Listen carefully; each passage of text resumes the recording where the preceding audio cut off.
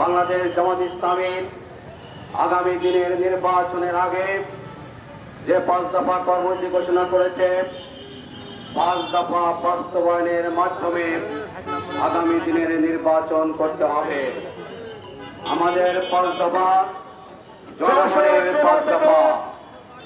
আমরা বলেছি জুলাই সনদকে সংবিধানের অন্তর্ভুক্ত করতে হবে। বাংলাদেশের 2000 তরুণ যে জীবন দিল, 40,000 মানুষ আহত হল, বিগত স্বৈরাচারী ফ্যাসিবাদী সরকারের জুলুম নির্যাতন নিষ্পেষণের বিরুদ্ধে তারা বাংলাদেশের মানুষকে মুক্ত করার জন্য, রাজনৈতিক দলকে মুক্ত করার জন্য, নির্যাতিত নিপীড়িত মানুষের মুক্তির জন্য তারা বাংলাদেশে জীবন দিয়েছে। এদের আমরা বলেছি যে চেতনা, যে বিশ্বাস নিয়ে তারা জীবন দিয়েছিল, সেই চেতনা এবং বিশ্বাস জুলাই সনদের অন্তর্ভুক্ত করে জুলাই সনদকে জাতির সামনে পেশ করতে হবে গণভোটের জন্য। আমরা বলেছি জাতি যদি জুলাই সনদকে গণভোটের পক্ষে মত দেয়, সংবিধানের অন্তর্ভুক্ত করতে হবে।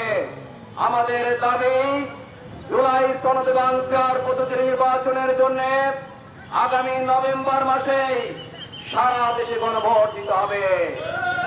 আপনারা জানেন আজকে যে সরকার আছে এটা অন্তর্বর্তীকালীন সরকার। 5ই আগস্টের পরে তারা ক্ষমতায় আছে। এই অন্তর্বর্তীকালীন সরকারের স্বীকৃতি আমরা যদি গণভোটের মাধ্যমে দিতে ব্যর্থ হই, জাতি ভবিষ্যতে ক্ষতিগ্রস্ত হবে। বাংলাদেশ জামাত ইসলামী ব্যক্তির থেকে মনে করে দল বড়, দলের থেকে দেশ বড় মনে করে। দেশের স্বার্থে, জনগণের স্বার্থে আমরা এই কর্মসূচি দিয়েছি। সংগ্রামী ভাইরা, আমরা বলেছি পেয়ার পদ্ধতির নির্বাচন হয়ে বাংলাদেশে আর কোন কালো টাকার দৌরাত্ম্য থাকবে না। 10টা হুন্ডা 20টা গুন্ডার দৌরাত্ম্য থাকবে না। আমরা চাইনিজ করে দৌরাত্ম্য থাকবে না।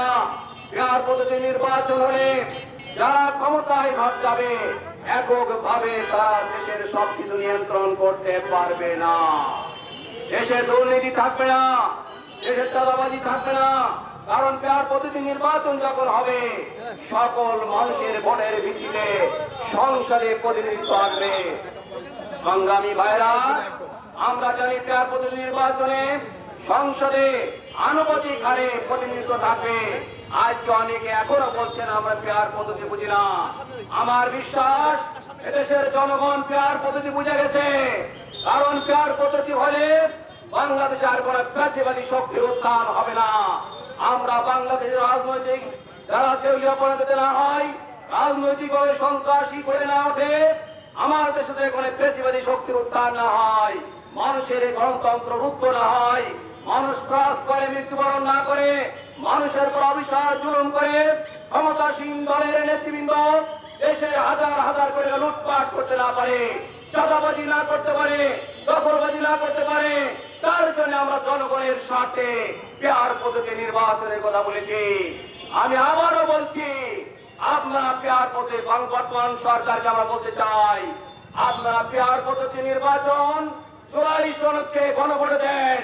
এদেশের জনগণ যদি গণভোটে পক্ষে ভোট দেয় সেটা আমাদের কার্যকরী করতে হবে। জনগণ যদি সেটা না মেনে নেয় আমরা জনগণের রায়কে মেনে নেব ইনশাআল্লাহ। কিন্তু এটা গণভোটে দিতে হবে।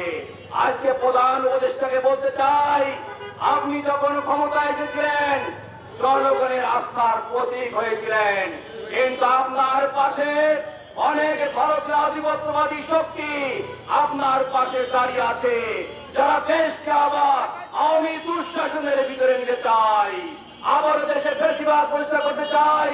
দেশের জনগণের আজ আশা আকাঙ্ক্ষা সেটা গুলিঞ্চিত করে আবারও একটি চাঁদাবাজ দুর্নীতিবাজ সরকারকে তারা প্রতিষ্ঠা করতে চায়। আমাদের জীবন থাকতে জুলাই গণবিপ্লবে যে জীবন মানুষ দিয়েছে, আমরা প্রয়োজনের দেশের জন্য জীবন দেব, কিন্তু ভারতীয় আধিপত্যবাদী কোন শক্তিকে বাংলাদেশে আমরা কখনো মেনে নেব না।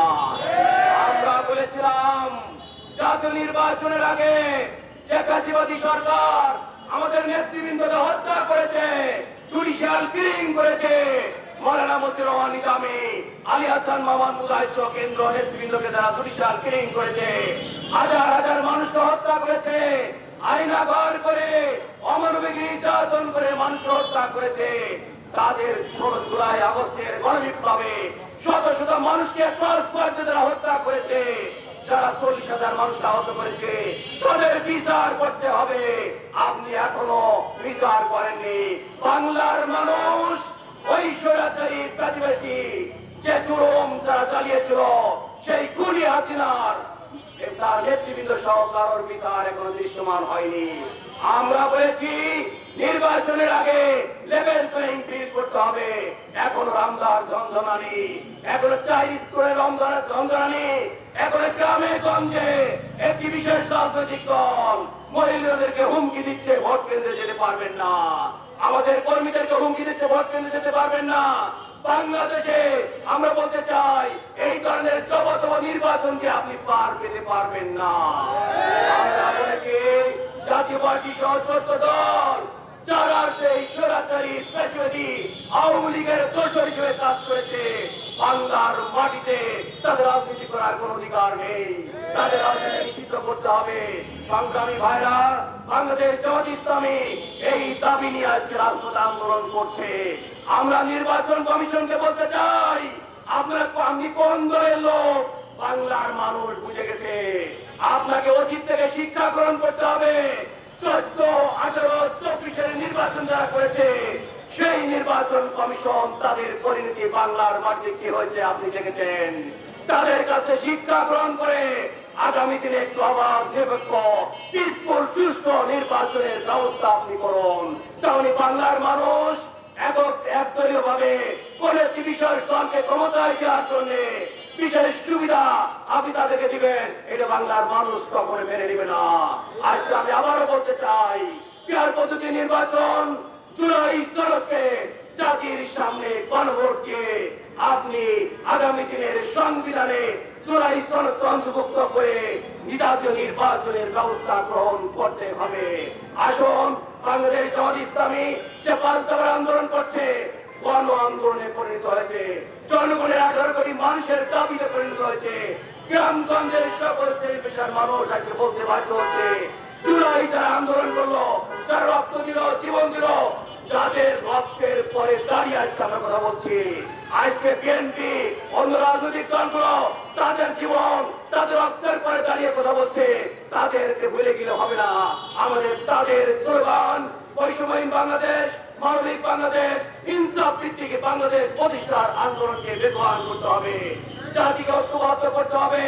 আমরা যদি জাতিকে ঐক্যবদ্ধ করে ফ্যাসিবাদের বিরুদ্ধে, ভারতীয় আধিপত্যবাদের বিরুদ্ধে আমরা যদি সংগ্রাম করতে ব্যর্থ হই, বাংলাদেশে আবারও ফ্যাসিবাদের জন্ম হবে। এজন্য আমি বলতে চাই, ধর্মমত নির্বিশেষে সকল ধর্মের বর্ণের মানুষকে আজকে এক হতে হবে দেশের স্বাধীনতার সার্বভৌমত্বের জন্য, দেশ গড়ার জন্য। আসুন, বাংলাদেশ জামাত ইসলামীর 5 দফা বাস্তবায়ন করে আগামী দিনে বাংলাদেশকে একটি দুর্নীতিমুক্ত, সন্ত্রাস মুক্ত, চাঁদাবাজ মুক্ত, দখলবাজ মুক্ত, একটি বৈষম্যহীন মানবিক বাংলাদেশ গড়ার আন্দোলনকে বেগবান করি। আপনাদের সবাইকে ধন্যবাদ, শুভেচ্ছা জানিয়ে আমার বক্তব্য শেষ করছি। বাংলাদেশ জিন্দাবাদ, বাংলাদেশ জামাত ইসলামী জিন্দাবাদ।